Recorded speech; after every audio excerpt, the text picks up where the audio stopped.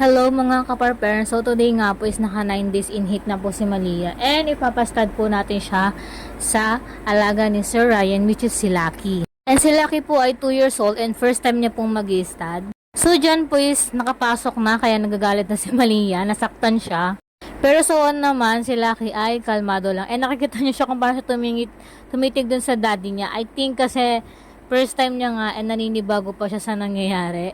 So makikita nyo din po kung gaano kalaki si Lucky dyan later. Super laki po talaga niya. Bali parang half lang po si Malia sa kanya. Ang laki niya. So pero parehas po sila na 2 years old. Ayan, kita nyo naman, no? And hindi rin alam ni sir kung ilan na talaga kilo ni Lucky.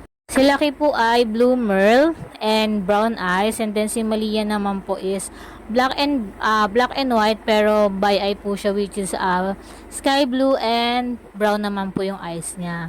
So first session pa lang po to. So bali depende pa ngayon kung mag 3 session kami. Actually balak talaga namin ng 3 session kasi yung last time na nagpastad kami, if you remember po sa ibang video namin, is hindi po siya nabuntis ng blue merle din sa Antipolo. So sana this time is mabuntis na siya since nga na first time din ni Lucky. Kaya ayun yung balak namin mag 3 sessions since nga first time.